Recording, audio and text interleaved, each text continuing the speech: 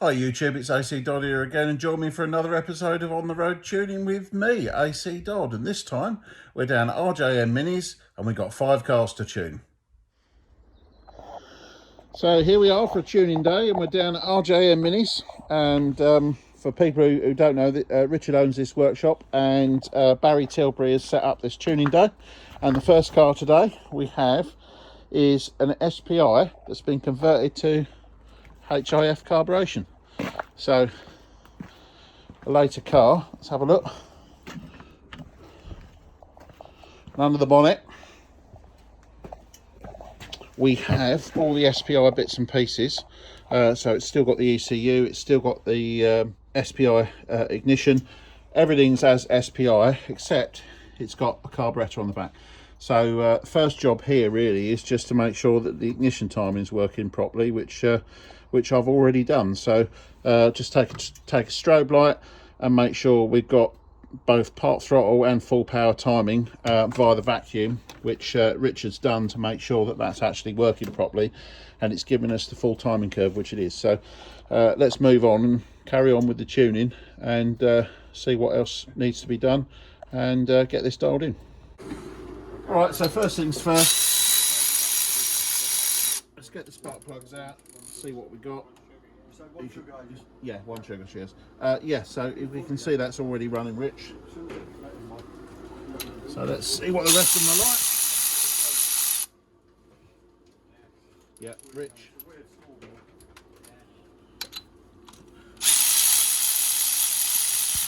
And usually the outer ones run a little bit leaner, which they do. Okay, so we're not far off, but clearly we need to see what's going on and get those gapped if they're not already done so.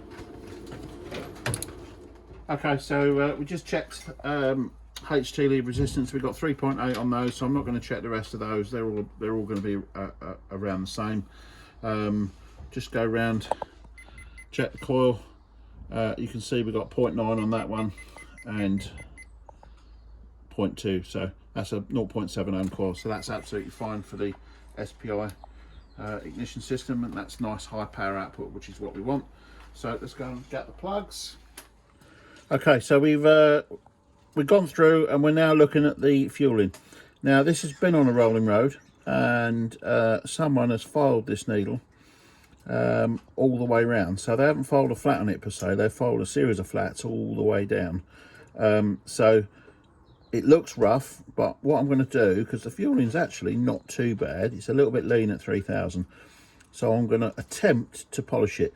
If it doesn't polish up, then obviously we're going to replace the needle. Okay, so what we've got here is I've changed the needle. So the original needle that had filed marks on it was too rough, so we took that needle out, which was a modified BDL. I've now put a BBA needle in and I've modified that, and it's fueling lovely. Now what we've got to do is sort out the dash pot. Now that looks, you know, it's dropping okay, but it's rising a bit quick. So you can't set the oil viscosity on the dash pot on these until you've got the needle fueling right. So in this case, this is now rising a bit fast, so we've got to change the oil in there and thicken that up to get a bit more accelerator pump effect, because when you open the throttle it's going a bit lean. So let's do that, and then this should be the final modification. One of the things that might need to happen is we may need to modify this damper as well, because when we thicken the oil up it's going to affect the drop rate. So let's see how it goes. So what we've done here is I've taken the oil out. It had SU 20 weight oil in, so I've now put 2050 oil in. So this is 2050 engine oil. Watch this, much slower, and then look at that piston. So just changing that oil has had a huge effect on the drop rate, and this is why you can't just go changing oils and expect everything to work as it's supposed to. So in order to make that oil work, I'm now going to have to modify the damper to turn that into a quick drop. Okay, so what we've got now, I've modified the damper, so it goes slow up and now comes down a lot faster. All right, so that's exactly what we need to make this engine fuel what how we need. Okay, so we got this one all dialed in. We ended up with 1040 oil in the dashpot, modified 1505 piston damper, red spring, BBA needle with some modifications. Modifications at the top end and at part throttle. We're using the stock SPI ECU ignition curve with vacuum, and she runs hard.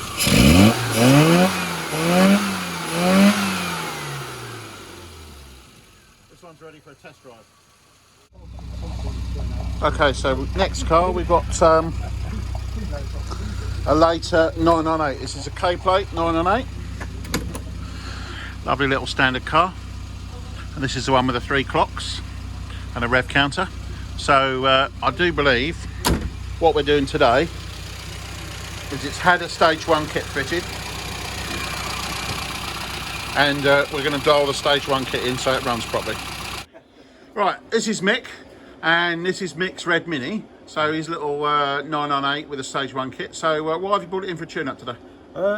Fluffy running, flat spots through acceleration. Start-up's been a bit fluffy as well. So yeah, just hopefully bring it back to life. Okay, has it been like that since you fitted the kit? Yes and no. It's been it's had a few tinkers. So even before the kit was fitted, it wasn't quite right. Great, okay. No. All right. Well, let's dig in and see what we can find, and hopefully find you some more power and get rid of those pesky flat spots. Absolutely brilliant. All right. So one of the things we've done on the, obviously I've gone through and checked all the HT lead resistance and the coil. Everything's fine there. We do have a problem with the advance curve in the distributor, a bit short. So instead of changing that today, because it's already got electronic ignition kit in it, I don't want to get into the situation where I take it out and it causes a problem with that. So we just advise the customer that he'll need a recurve distributor after the event, so to speak.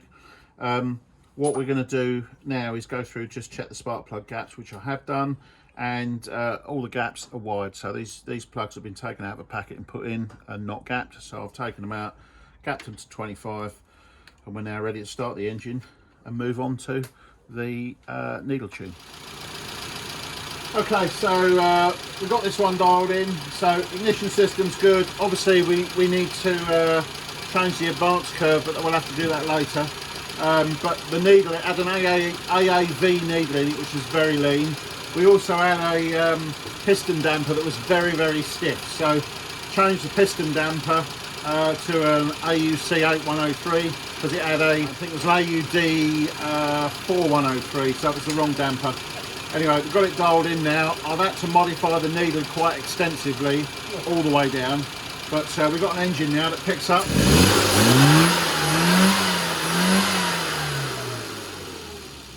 And revs quite well, so let's send the owner out and see what he thinks. Okay, so Mick's been out in his car now after we've done the tune-up and we sorted it out. What's it like now, Mick? Just like a different car. Yeah, it's like driving a Cooper. Excellent. So you talked about it holding back and flat spots. What's the actual drive like now? Just all the way through, power through all the bands. Third gear was just electric. Before I knew it, I was driving up someone's rear end, so I had to back off a little bit. Absolutely different car. Were you quite surprised how well a 998 runs? Oh yeah, definitely. It's the best 998 I've owned and driven. So. Okay, all right, yeah. Excellent. And is that the best that car's ever run as well? Oh yeah, sweet, absolutely sweet. So last thing is then, would you recommend this to anyone else? Oh, too right, yeah, too bloody right. All right. Well, nice to meet you, Mick, and thanks for bringing your car down. Thank you very much. Okay, so next car, we've got a Jimny, and this is a rather nice one. So a Jimny 2, and it's got a 998 engine, and it's rained here since the last car. So let's just have a quick look inside.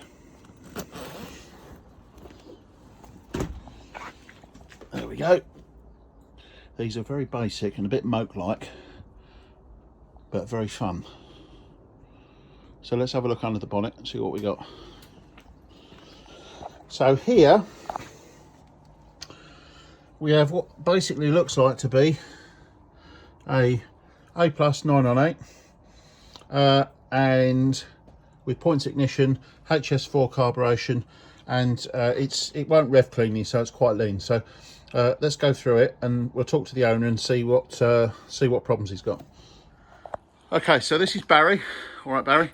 Hello. You brought the car down today, so what's up with it? we've just changed the exhaust pipe from a standard to a manifold system, and it just won't rev. It's very rich. Okay. Yeah, just got no power for the gears and stuff. Okay, so flat spots, all Yeah, the usual spots, ailments, yeah? Yep. And just no get up and go. Just no get up and go. All right. Yeah. Well, let's have a dig in and see what we can find and see if we can rectify that. Okay, no problem. Thank you very much. Okay, so I've gone through this one. The ignition advance curve's actually good. The vacuum unit's working. We've got spark plugs that are all correctly gapped, which is excellent. They were loose, so I've tightened them up. It's one of the things you sometimes get with kit cars, is if you find loose components, when the car's been built by someone else, always tell the owner to run a span around other things, just in case that the previous builders suffered with loose spanner syndrome, which means there could be other loose parts on the car. Anyway, in terms of the major issues with this one, our problem here is the carburettor, and more specifically the needle that was fitted in the carb. So the needle carb was a standard ADE needle, which is exceptionally lean. So this engine's shown that.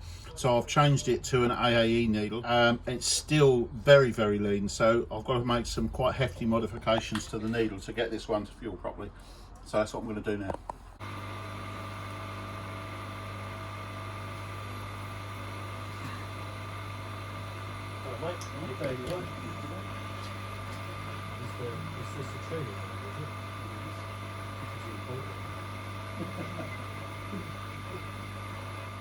Okay, so Barry's been out in his car now after we tuned it. What do you think, Barry? Yeah, very, very good. Very much more responsive. Low revs and high revs. No flat spots? No flat spots. Obviously, I'm going to benefit because of the fueling. Yeah. Okay. Yeah. It's stunt wiring. Yeah. So yeah, no, it's a really good usable car now. Excellent. All right. More power as well, yeah? Definitely more power. Yeah. Yeah. I mean, she picks up really well, up to 5,000 RPMs. Quite reasonably. Excellent. Well, So, yeah, it's good. I'm glad you brought it down because it was quite a long way out of tune. So definitely. you've now got a nice usable car. So Yeah. thanks for bringing it along because No, it's thank you very much. not very often we see these nowadays. No. But anyway, Well, thank you. Yeah. Thanks again. Well, definitely worthwhile the investment on getting it done.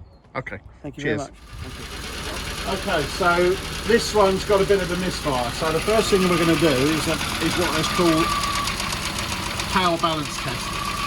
So we're going to pull the plugs off. When you do this, use an insulated pair of pliers so you don't get yourself an electric shock, and don't touch the body of the car.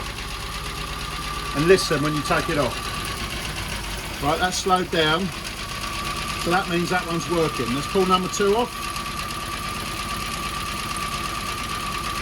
See that? It's not making any difference. It means we've got a problem on number 2. Cylinder number 2's got an issue. So that's either no compression or no firing. Number 3. Right, that's made a difference. So clearly that one's working.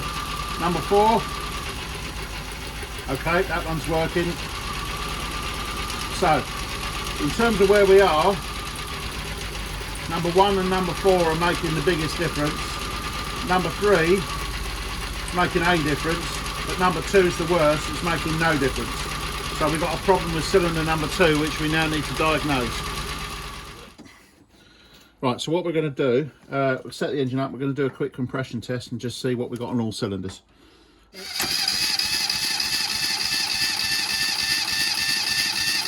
Okay, so this is a low compression 908 engine. As you can see, we've only got 140 pounds of compression, but that's kind of par for the course for a worn low compression engine. So that's cylinder number 1, which we know that was working. So we're going to move over to number 2, which was the one that wasn't working, and see what happens. Now, if this has got good compression, then we know the fault lies elsewhere. Crank it.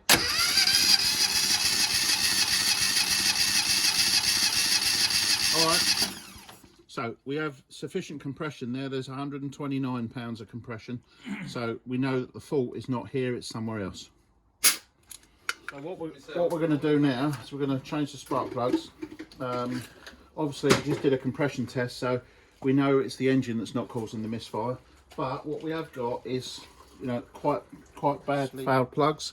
So I'm going to gap them properly because the gap's too big, and I'm also going to change the heat range. So we're running 6s at the moment. I'm going to go down to a set of 5s.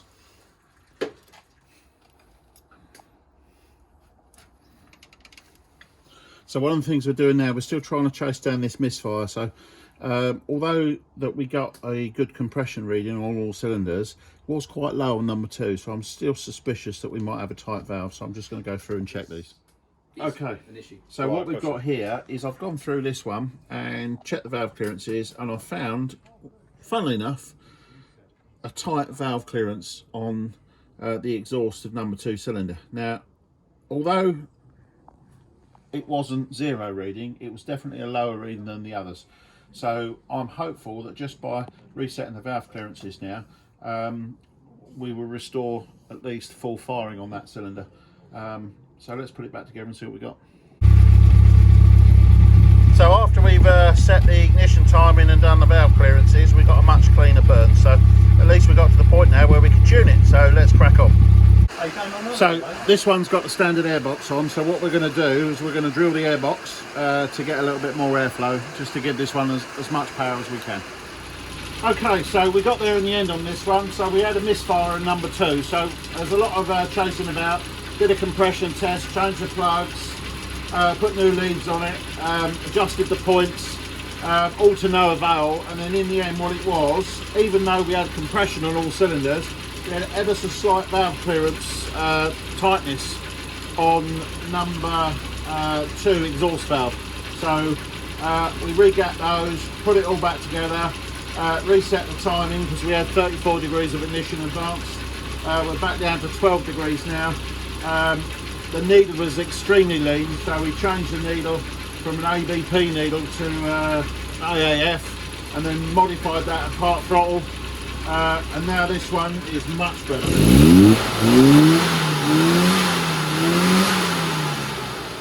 So what we're going to do is let the owner go out in it now and see what he thinks. Okay, so this is Jamie. Hello. All right, and so Jamie's just had his car tuned, and we had quite a few issues with it. So this is the one that we had the compression problems and stuff like that, and it had a misfire. Anyway, he's been out in his car now, so what do you think? Fantastic. It pulls much better. The tune has just been fantastic. Excellent. So in terms of how it drives now, flat spots? Nothing. Nothing. Nothing. No, it's absolutely fantastic. All right, so, and I'll say this was misfiring on 1 cylinder, so we managed to clear this one up and make it run really well. Yeah, it pulls really fantastically now. Excellent. So would you recommend this service to anyone else? Absolutely, 100%. All right. Definitely get that done. That's all right. Thanks for bringing it down, Jamie. Appreciate your comments. Thank you very much. Thanks for your efforts, Adrian. Okay, so last car of the day, we've got first off of the carb Coopers. So this is a H plate. It's not an RSP. It's a mainstream Cooper mainstream. Yeah, nice car. Unfortunately, under the bonnet, it's not well. So we're not running particularly well. So we need to dig into this one. But I'm suspecting we got carburetor issues, and we got a lot of issues where this car's been standing around. So we'll get dug in and see what we can actually find. Okay, so this Cooper took quite a lot of work in the end. So although the ignition system's pretty good, the advance curve's a bit too long. Had to put some new spark plugs in because where the carburetor was over fueling extensively, it had killed a set of spark plugs in as little as 2 months. So we had to put a new set of spark plugs in, gap them correctly obviously. We got the engine running. New rebuilt HI44 SU, so this one runs strong. So I'll get Barry to go out in it and see what it's like. Hi Adrian, just like to thank you for coming down to our tuning day down at RJM Minis. Now taking the Cooper out, it's absolutely fantastic. Unfortunately, I got to the end of my level with that car. Obviously the carburetor needed to be replaced. I obviously was fighting a losing battle with it, but now it's absolutely fantastic. The pull from like 40 miles an hour in 4th gear, it pulls and pulls like a steam train. It really has absolutely transformed that car fantastically. I I mean, it's probably one of the best 1275s, standard 1275s I've ever driven. Anyway, yes, no, thank you very much for coming down. As you see, I'm already working on the next project ready to come over to you. We'll be sorting out the next tuning day in the next month or so. And yes, thank you very much. It's been a pleasure having you. And as I've already said on a lot of the forums, you definitely are the carb whisperer. Thanks very much for your time. So that brings us to the end of another episode of On the Road Tuning. Thanks very much to Richard and Barry there. Appreciate the feedback from Barry there at the end. As I say, it makes all the difference when you get these cars set up right and they've got new carburetors, etc., and get them all dialed in. They really perform. Anyway, moving on. If there's any other businesses out there that are looking to have a tuning day, then please get in touch via Facebook Messenger. And then we'll see if we can sort something out for you. Bearing in mind now it's coming to the end of the season, so I usually finish around the beginning of November for the winter, but if you're interested, then I say please get in contact and we'll see what we can do for perhaps either later this year or next year. Anyway, as ever, please like and subscribe, and I'll see you soon. Thank you very much.